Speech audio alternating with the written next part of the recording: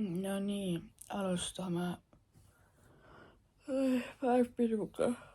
Ma olen nimeline välja. Aga enne korra vaatame korra tagasi, mis juhtus eelmine nädal.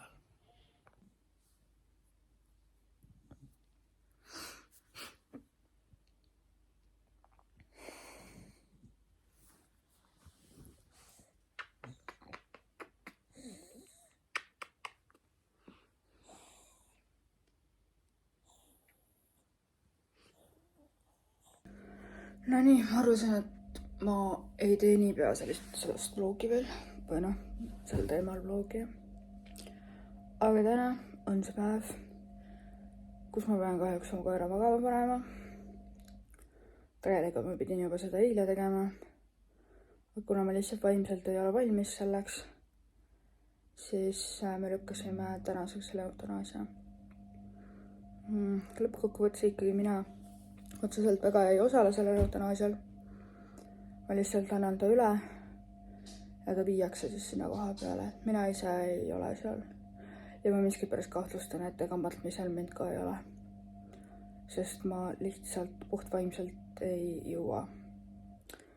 Mul on kahjuks ka peale selle on hetkel teisesse raskusi. Endast ma räägin kunagi hiljem. Seal ei ole veel väga kindel kõik asjad. Aga koeraga on siis hetkel niimoodi. Ma olen maganud viimased päevad, sest et mul need uudised tulid suhteliselt samal päeval kõik. Öösel tuli koera uudis, et ma pean koera magama panema, et mul on antud 10 päeva.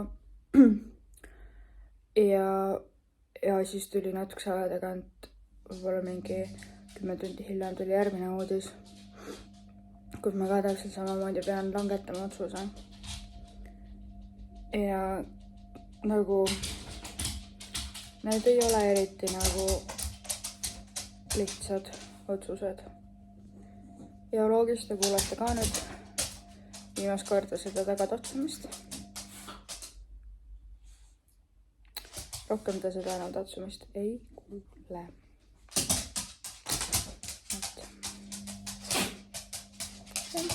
Just niimoodi. Hetkel praegu ma vaatan, kui palju mul jõudu on, et võimalik, et ma homme räägin täpsemalt. Ilmselgelt selle vlogiga läheb megalt kaua aega, sest et ta hakkab jupiti välja tulema. Või õigemini ma hakkan teda, kuna päevas võib-olla mingisuguse klipi salvestan, aga midagi ma teile kokku sealt saan. Just. Aga ma lähen olen praegu. Sest mul on nagu nii varsti psühhiaatri aeg erakorraliselt. Ja seal siis selgub edasi järgmised asjad. Kas mind suunatakse haiglaravile või mitte. Mõtlen. Okay. Ma lähen nüüd kutsuma. No nii, tuleme nüüd tänapäeva tagasi. Just nimelt, nii nagu te enne kuulsite. Need on kõik teistmoodi. Praegu mul lõppes vastuvõtt psühholoogiga. Ma olen seda vastuvõttu nagu megalt kaua ootanud, sest et kuna mul ju läks ju kõik nii hästi ja me hakkasimegi täiesti nagu kaugemaks juba tegema neid vastuvõtte 6 aja nagu intervallis või midagi. Ja nüüd läks kõik pekki. Ja homme hommikul me siis teeme temaga uuesti vastuvõttu. Et haiglasse minek on mul kohe kindlasti. Aga japp. Vot. Praegu ei tea. Praegu pikutan natukene. Ja siis ma lähen käin, lõlutan poodi. Sest et nagu te aru saite, et ma ei ole enda kodus. Või noh, võib öelda seda, et see on minu kodu, uus kodu. Aga selles me räägime kunagi hiljem natukene. Sest et siin on vaja veel minul endal aega. Kusjuures, kui te näete seda, siis ma sain töö juures pikenduse. Panin samasse kohta ja pikemaks tegin selle armi. Nii tubli. Aga ma lähen teed midagi. See on nagu alati. Nii, kell on kohe juba 1 läbi vist või midagi, aga ma lähen käin ikkagi kasvõi isegi siin samas poes maksimas. Ma ei saa nagu avalikustada veel asju, mis mind nagu pidurdas, on teatud asjad, mis veits on veel hästi öelda, aga rikkusid mu töö ära. Aga ma ei anna alla, sest et praegu peamine olen mina, mitte teised. Võt. Ja siis ma meits tegelengi, lähen vaatan, hangin süüa endale, tahaks nundleid täiega. Hapukoorega. Aga ma lähen vaatan, mis selles Maximas üldse pakutakse, sest Maximas ei ole väga mu lemmikpood. Niimoodi. Minul on nüüd poes käidud. Ma lähen nüüd sööma. Juhei! Nii, ma olen terve see aeg olnud ikkagi voodis. Aga ma võin öelda seda, et nii võrras koht loogimise jaoks, et ma ei oskagi leida nagu normaalset nurka. Aga mul tuli räige ärevuse hoog peale. Ja kuidas ma nüüd ütlen, mõtlesin saanaksega alla, mõtlesin, et ma ei viitsi, ma ei taha enam vlogida. Aga ma teen seda. Ja praegu ma just sain mõtlema sellele, et mis see siis mind nii hullult vaevab või mis nagu juhtus. Mul täna hommikul oli psühholoogiga vastuvõtt ja me rääkisime sellest, et ärevust tekitab mu sees väike mina, ehk siis midagi on juhtunud. Ja ma nagu sain aru seda, et täna trumbati üle igasuguste mu piiride, mis tekitab siiamaani minus seda ärevust. Mul ei ole tegelikult sinikaid. Siis ütlesin, nagu mul oleks mingi sinikad. Et jah, ühesõnaga, võt niimoodi. Ma ei saa päris kõike, nagu ma rääkida. Vahest on niimoodi, vahest on sellised eraelu asjad, mida kahjuks ei saa rääkida. Mis ei sõltu nagu minust.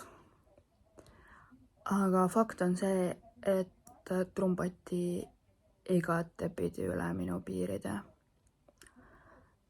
Ja see veits ajabki ärevusse, vihaseks, marru isegi. Sest et ma tunnen, et minuga on käitutud ebaõiglaselt. Aga kuna mul tõesti ei ole praegu seda vaimset ressurssi nii palju, siis ma ei viitsi ega jaksa sellega nagu taielda, aga miskipärast väiksel minal on see nii tähtis ja nii oluline.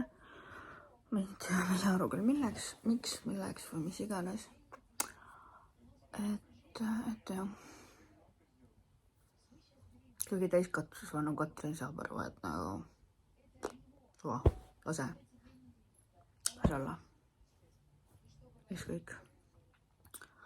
Aga selle väiksel Katrinil on ikkagi suke, mina ei tea, teeb talle midagi nii hullult väga liiga. Aga siis ma peangi sellega tegelema. Just nimelt. Aga ega midagi ootan, kuna härra koju tuleb, siis me peame koristama vist koos. Ja siis käime vist jõulutamas ka. Ja siis ega midagi. Ma ei tea, kas ma siis enam vlogida juba saan. Vast ikka saan oma mõtteid veits jagada. Aga ilmselgelt, kui tema tuleb, siis mul kaob see ärevus ka nagu ära. Või no mitte ei kao, vaid läheb nagu kergemaks. Sest et nii on temaga kuidagi. et jah. Niimoodi. Aga jah, tore. Kusjuures see psühholoogi asi. Mul oli täna see psühholoogiga hommikul vastuvõtt, ja siis me rääkisime ja siin ongi see, et ma seisan praegu silmitsi silm silma sisse oma traumadega. Suhtetraumad, lapsepõlvetraumad, kõikide nendega seisan. Ja siis mul nagu tõesti on niimoodi, et mul ei ole jõudu ega jaksu tegeleda teiste inimeste traumade tekitamiseks või mina ei tea, mis iganes te kõik minult ka ootate. Ärge oodake, te ei saa seda. Tähelepanu te võib-olla korra saate, aga see on ka niimoodi, et ei. Sest mul on praegu siis lülitatud ellujäämisrežiim. Ma üritan lihtsalt fucking ellu jääda siin. Teine asi on see, et ma vist pole maininud siiamaani, et ma lähen haiglasse. Ma lähen sõltuvusravi osakonda, kuna ma ei saa iseseisvalt hakkama välja tulemisega alkotuurist. Ja tänu sellele on mul vaja haiglaravi. Seega praegu ma veits teen igapäevavlooge ja peale selle siis tulevad vähe suuremad vloogid, kus ma siis näitan teile seda sõltuvusravi osakonda ja mis see endast ette kujutab. Ja ei, ma ei ole nõrk, ma tean. Ma lihtsalt vajan korra seda turgutust ja abi välja saamiseks, see on täiesti normaalne, see on inimlik. Et ma vabatahtlikult olen nõus minema, sest et ma saan aru, et mu elus on praegu selline olukord,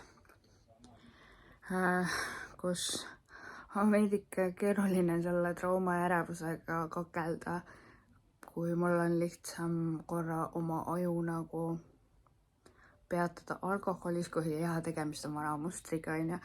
Aga endiselt ma vajan veel aega, et välja tulla sellest kõigest. Haigutamist nagu alati. Jah. Siuke see ongi. Tore lukene.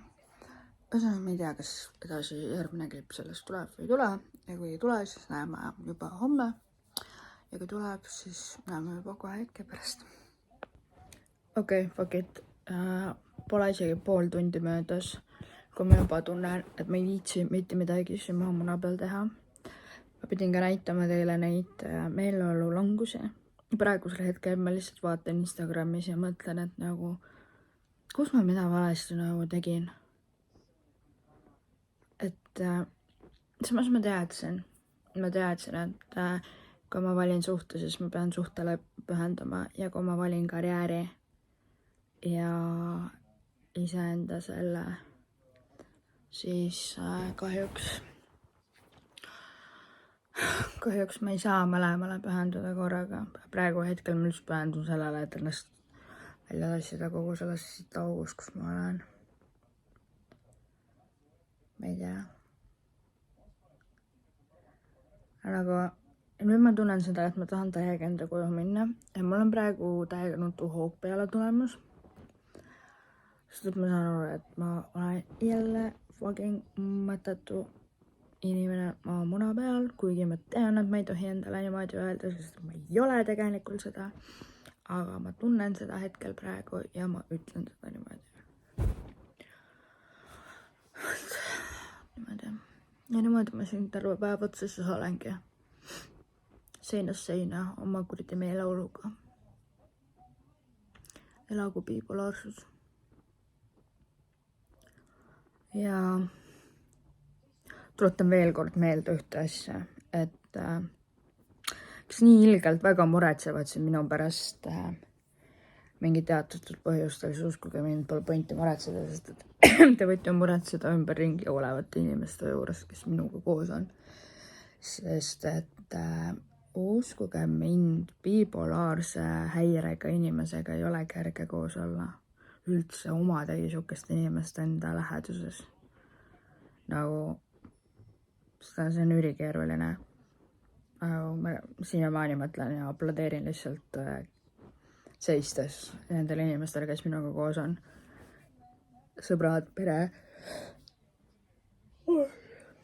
Sest et see keeruline. Nad sa ei tea mitte kunagi, mis tuju mul on. Kas ma võin sind visata millegiga või mitte. Nii et jah. Et pole vaja muretseda. Kindlasti, mitte minu pärast.